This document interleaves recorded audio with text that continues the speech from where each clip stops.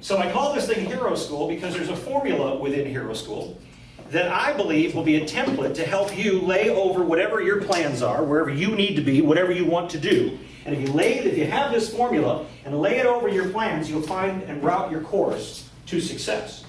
And that's really the reason for Hero School. Anyway, these movies are terrific movies, and there's something to them that I'll show you in a moment. But don't be embarrassed to show the movies. There are a few other films that I classify as hero films.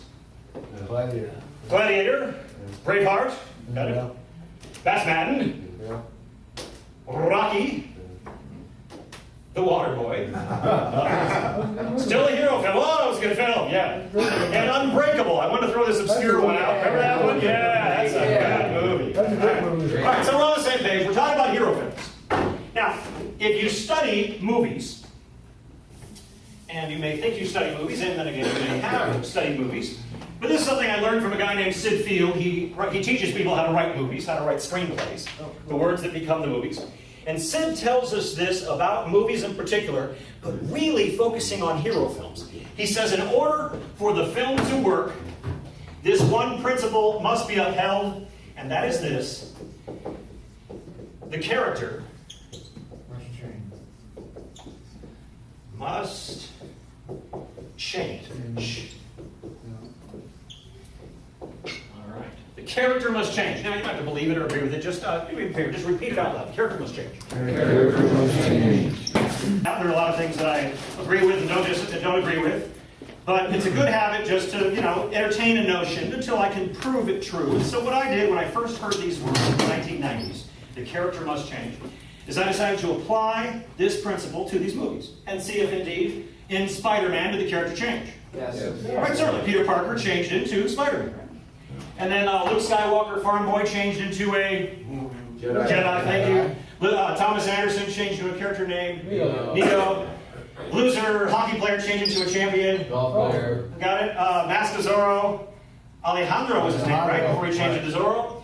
Obviously, Iron Man wasn't born Iron Man, right? Look at this Harry Potter series. We're talking about an orphan living under this. This is a foster care story. Phenomenal story. And then he changes into a wizard, right? Right. Obviously, Hercules, there's actually a song in this Disney film, From Zero to Hero. Right. Now, well, why does the character have to change? Could be something he did. Could be something he's not doing. In this case, poor Daniel. Yeah, it's not even his fault, right? His mom takes a job on the West Coast, right? So his, she moves him from the East Coast to the West Coast, and now this poor boy's after-school activity is getting his ass kicked by the Karate Kids, right? Right. Okay, it's supposed to evoke in the viewer the character must change. But this is something very hard to accept.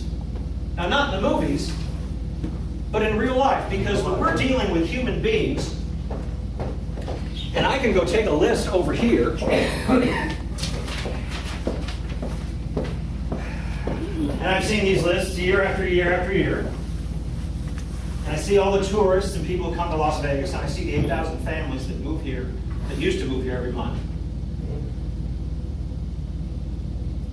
I kind of got a clue that our natural tendency is not to think the character must change, but to think, I think I'll change cities.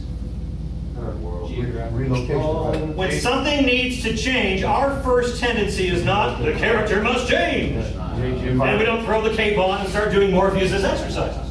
Right? Our first temptation is, we change cities, we change jobs, we change wives.